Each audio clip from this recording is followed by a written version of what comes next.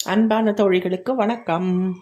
Welcome to Madhavaram kitchen. நான் உங்கள் சாரதா சுந்தர பிரகாசம். இது வந்து தேங்காங்க. எங்கள் வீட்டில் நிறைய தேங்காய் உடைச்சது ஃப்ரிட்ஜில் நிறைய கிடந்தது. அதையெல்லாம் நான் வந்து ஓடு தனியாக தேங்காய் தனியாக வந்துருச்சு.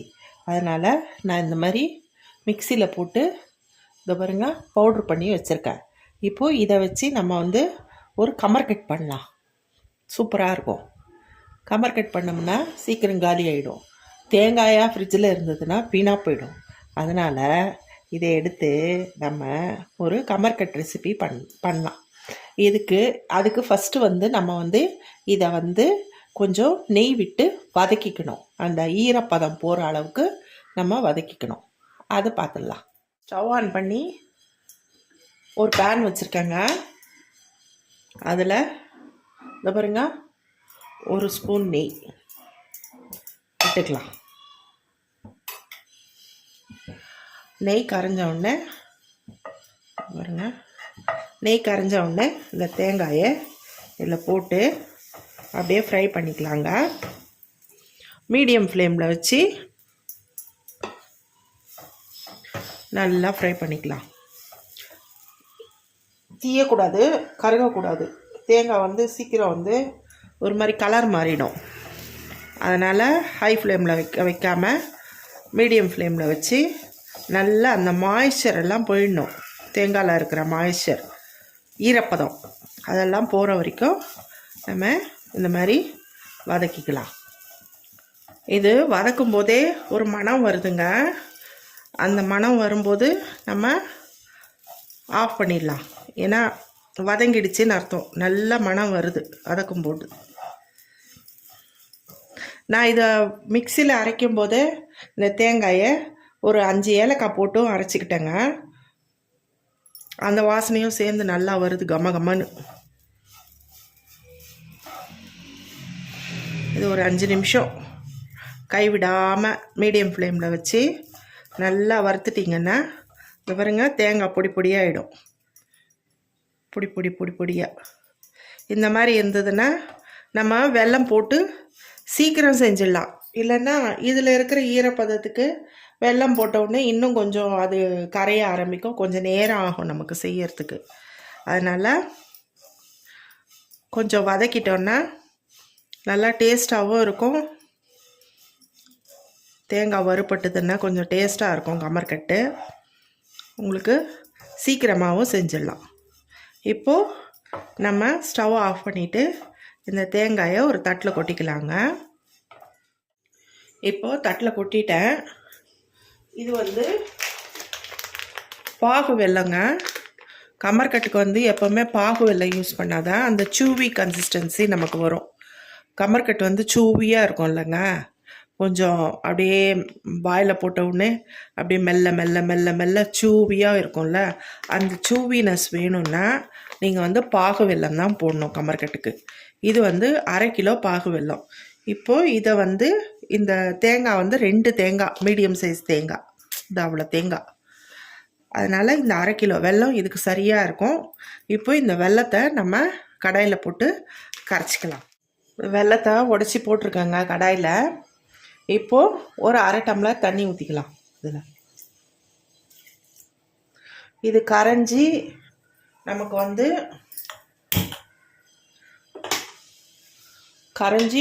கொதிக்கும் போது நம்ம ஆஃப் பண்ணிவிட்டு இதை வந்து நம்ம வடிகட்டிக்கணும். அப்போ தான் வந்து இதில் இருக்கிற கல் மண்ணெல்லாம் நமக்கு ஃபில்டர் ஆகிடும். நம்ம கமர்கட் சாப்பிடும்போது நல்லாயிருக்கும். அதனால் இதை நம்ம கொதிக்க வச்சு வடிகட்டிக்கலாம். இந்த கொதிக்குது பாருங்கள். நல்லா நம்ம போட்ட வெல்லம் எல்லாம் க்ளீனாக கரைஞ்சிடுச்சு. இப்போ கொதிக்க ஆரம்பிச்சிருக்கு. இந்த ஸ்டேஜில் நம்ம ஆஃப் பண்ணிவிட்டு இதை ஃபில்டர் பண்ணிக்கலாம். கேஸ் ஆஃப் பண்ணிவிட்டு ஃபில்டர் பண்ணிட்டேங்க. இதை பாருங்கள், ஃபில்டர் பண்ணிட்டேன். இதை மறுபடியும் இந்த கடாயை கழுவி இதில் ஊற்றிக்கலாம்.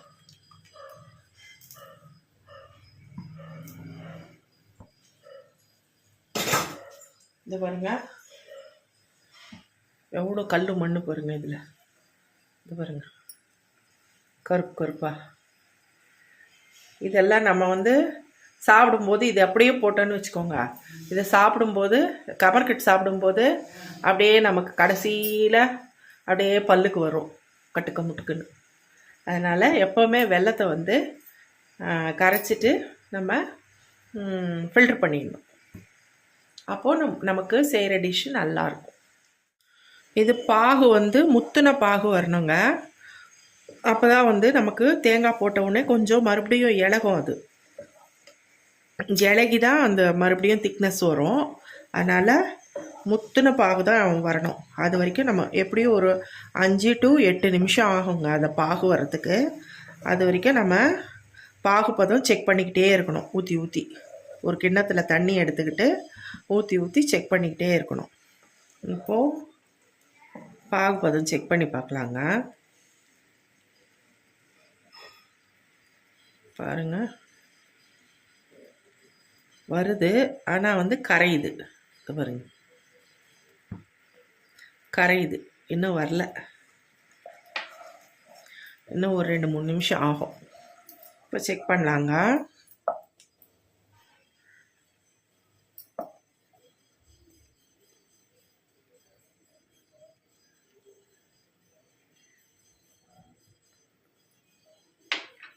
பார்த்தீங்களா, சூவியாக வருது. இன்னும் கொஞ்சம் வரட்டும். கொஞ்சம் படக்குன்னு உடையிற மாதிரி வரணும். அப்போ வந்து நம்ம தேங்காய் போட்டோம்னா இன்னும் இலகும். இப்போவே போட்டோம்னா ரொம்ப தண்ணி ஆகிடும்.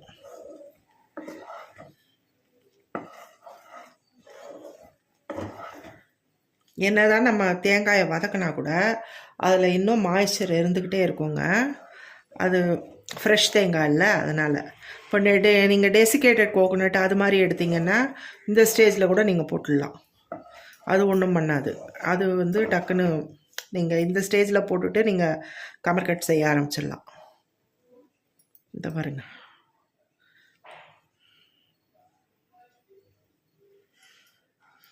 பாகு வெல்லம் இப்படி சூவியாக வரும்.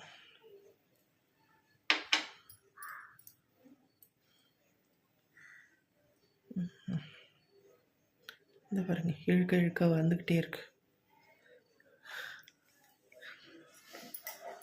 இன்னும் ஒரு நிமிஷம் வரட்டும்.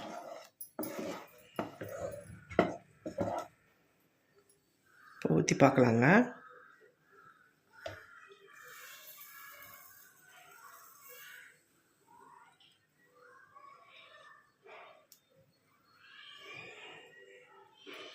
கிளாஸ்க்கே ஒட்டிக்குது பாகு.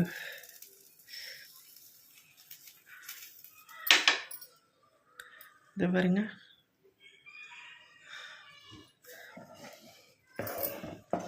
இருங்க இன்னொரு தடவை ஊற்றி பார்க்கலாம்.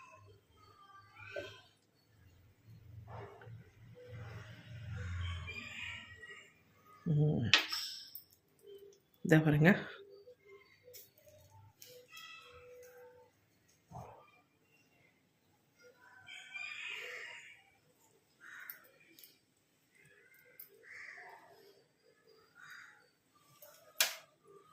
சத்தம் வருதா?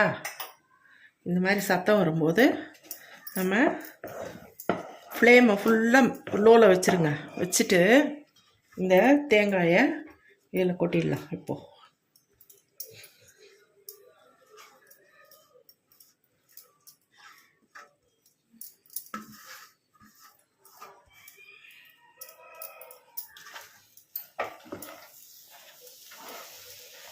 கொட்டிட்டு கடகடன்னு கிண்ட ஆரம்பிச்சிருங்க.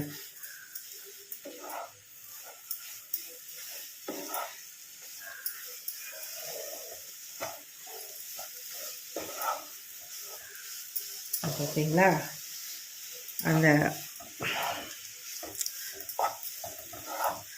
தேங்காயை போட்டோடனே கொஞ்சம் இலகுது. பார்த்தீங்களா, அந்த இலகுற தன்மை வரும். அப்படி தான்.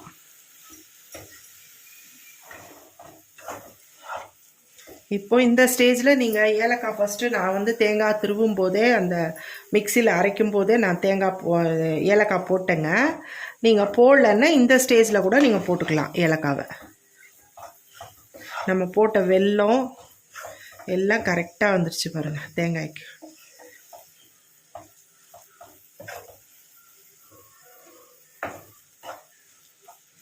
கொஞ்ச நேரம் இதே மாதிரி கிண்டிட்டு அது எல்லாம் சேர்ந்து வரணும். அப்போது நம்ம இறக்கிடலாம். பாருங்க நல்லா சேர்ந்து வந்திருக்குது பாருங்கள். இப்போ நீங்கள் சாஃப்டாக வேணும் அப்படின்னா இந்த ஸ்டேஜில் நீங்கள் இறக்கிக்கலாம். கொஞ்சம் அந்த வண்டியில் விற்கிற மாதிரி, வண்டியில் கமர்கட்டு விற்றுட்டே போவாங்கள்ல திருவிழா காலத்துலலாம், அந்த மாதிரி சூவியாக வேணும்னா இன்னும் கொஞ்ச நேரம் இங்கே நல்ல சிம்மில் வச்சு கொஞ்ச நேரம் அந்த மாய்ச்சரெல்லாம் போய் மறுபடியும் அந்த பாகு உருவாகும், கெட்டி பாகு. அது வரைக்கும் நம்ம கிண்டிக்கிட்டே இருக்கணும். கிண்டிட்டு நமக்கு கலரும் போதே நமக்கு தெரியும் டைட்டாக வருங்க. அந்த ஸ்டேஜில் நம்ம இறக்கிடணும். இன்னும் ஒரு 2-3 நிமிஷம் வெயிட் பண்ணி கலர்னோம்னா கரெக்டாக. அவ்வளோதாங்க, நல்லா கெட்டி ஆயிடுச்சு. இந்த ஸ்டேஜில் நம்ம இறக்கிடலாம். இறக்கிட்டு கொஞ்ச நேரம் ஆற அது இன்னும் கெட்டி ஆகிடும். அதுக்கப்புறம் நம்ம உருண்டை பிடிக்கிறதுக்கு கரெக்டாக இருக்கும். இந்த மாதிரி ஸ்டேஜில் வரணுங்க. இந்த பாருங்கள், அப்படியே சேர்ந்து அல்வா மாதிரி வந்திருக்கு பாருங்கள். அல்வா கூட இல்லை, அதை விட கெட்டியாக. அல்வா சாஃப்டாக இருக்கும்ல, இது கெட்டியாக நம்ம கிளறும் போதே தெரியும். நீங்கள் சிம்மிலவே வச்சு பண்ணுங்க, ஏன்னா இது டக்குன்னு கருகிடும். வெல்லம் இல்லை, இந்த பாருங்க உருட்டினா நல்லா வருது பாருங்க.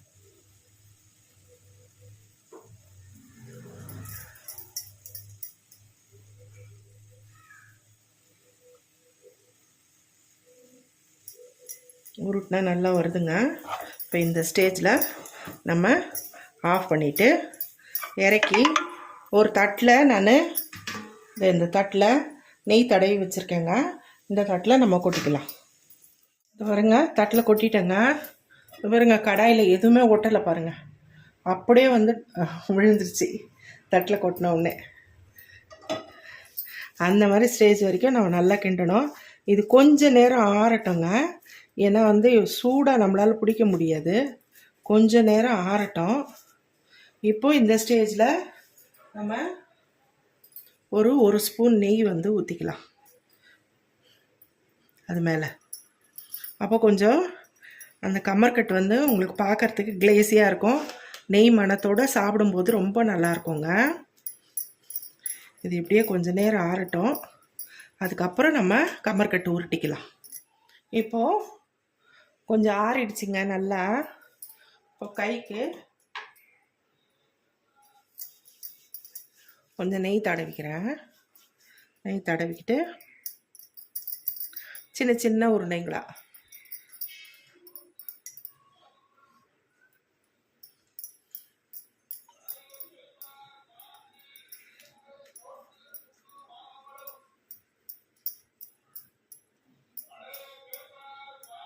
இந்த மாதிரி உருட்டிக்கோங்க. சுடுது, கொதிக்குது.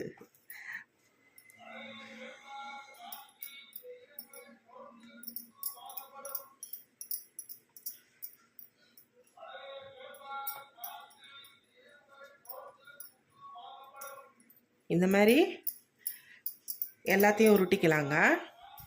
அவ்வளோதாங்க, ரெடி ஆயிடுச்சு பாருங்கள், சூப்பராக. இதை உருட்டும் போது அந்த தேங்காய் எண்ணெய், நிறைய தேங்காய் எண்ணெய் வந்ததுங்க. என் கையெல்லாம் பாருங்கள், ஒரே தேங்காய் எண்ணெயாக இருக்குது.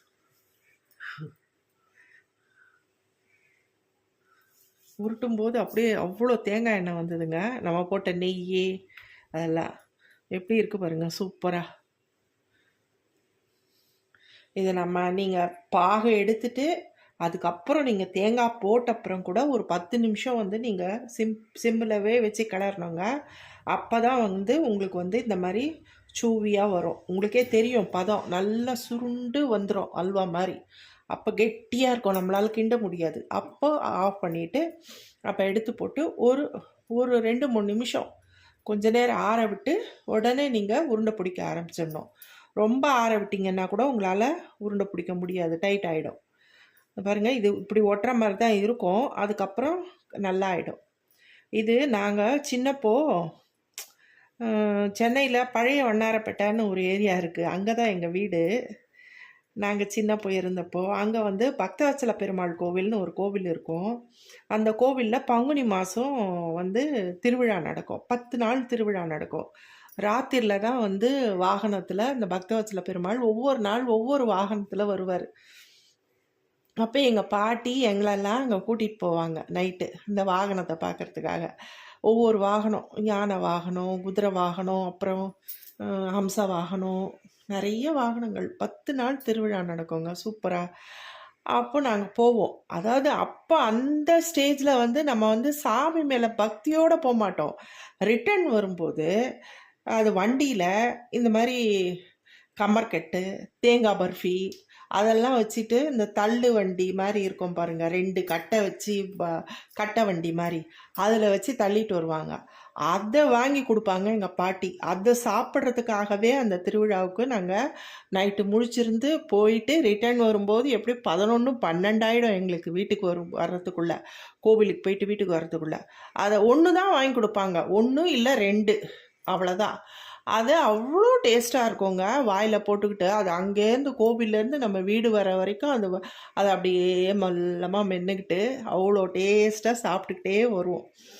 அந்த டேஸ்ட் இப்போ நமக்கு கிடைக்க மாட்டேங்குதுங்க. நம்ம என்ன தான் வீட்டில் செஞ்சால் கூட அந்த டேஸ்ட் வரல. அந்த நாட்களே வேறு. இப்போ பாட்டியும் இல்லை, கோவில் இருக்குது, பக்தவத்சல பெருமாள் கோவில் இருக்குது, ஆனால் போகிறதும் இல்லை. அதான் அந்த அது ஞாபகம் வந்துருச்சுங்க எனக்கு இந்த கமர்கட் பார்த்த உடனே. இது அந்த டேஸ்ட் வருதோ இல்லையோ, ஆனால் கமர்கட் ரொம்ப நல்லா சூப்பராக வந்திருக்கு. இதே மாதிரி நீங்களும் செஞ்சு பாருங்கள். வீட்டில் தேங்காய் இருந்ததுன்னா ஃப்ரிட்ஜில் வச்சா கொப்பரை ஆகிடும், வேஸ்ட்டாக.